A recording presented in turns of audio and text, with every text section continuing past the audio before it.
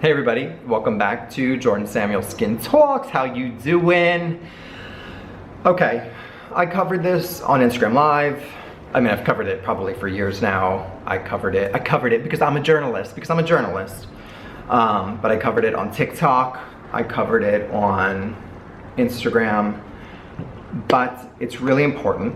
So I know I've talked about taking reviews with a grain of salt, and this is an extension of that, which it is why there's never going to be a holy grail for the general masses in skincare. Truly. There might be a product that checks a lot of boxes for a lot of people, but then it's not going to check a lot of boxes for a lot of people. It goes without saying, but I see so many people online asking others, what is your holy grail this? What is your holy grail that? It sounds like we have the same skin type, skin condition. And I was going to say, if all of us here, all of us watching this video had the same exact skin type and skin condition, we all would still react differently to the product. Why? First, again, we might on the surface have the same skin type and skin condition. We could be different genders. We could be different ages. We could have different stress levels. We could be in different environments and just different hormones going on. So again, on paper, same skin type, skin condition, but so many other factors in the world that are going to factor in.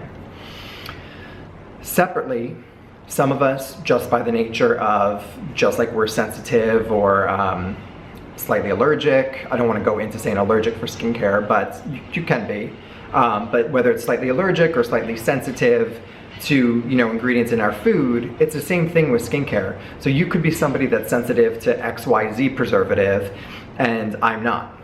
I could be sensitive to ABC preservative. So maybe we get along with the formula, but there's something in the formula that's not doing it for our skin.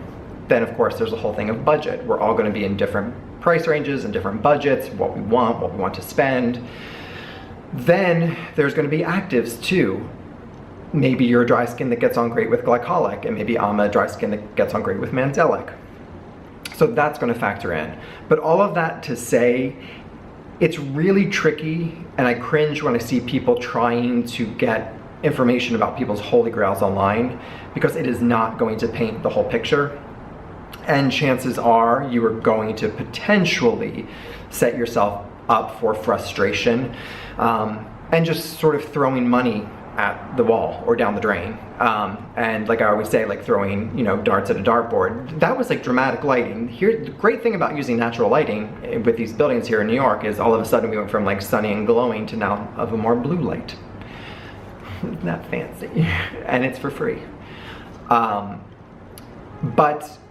it's still going to be about trial and error for you. So trying to find reviews, yes, read them, learn from them, take them with a grain of salt. If you want to ask people about their holy grails, fine. Learn about it, read about it, do your research, but still trial and error. So if you can get a sample of the product, if it's at a store, if you can go to the store and try it on your hand, maybe you can get a little sample cup. If you're on, say, Caroline Hiron's Freaks group, and you can trade with somebody if they didn't like the product and they want to send it to you, or if they do like the product but they can send you a little sample or a little cup.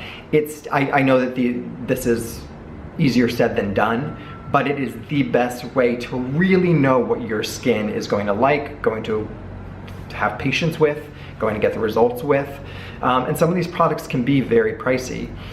So I really encourage you to do a little bit more of the groundwork than just relying on hearing so-and-so's holy grail. How easy is it for somebody to say, even when people ask me my routine, I cringe because it's very specific, and it is very specific to my skin.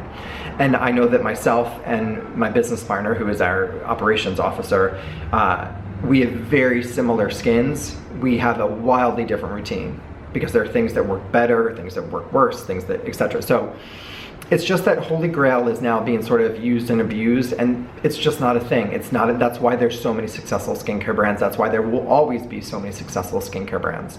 So it's just a little food for thought, as always at Jordan Samuel Skin Talks, but a way for you to try and get the most from your skin and from your skincare routine. But I hope that helps, and I will be back soonish to cover our next topic. Until next time, bye.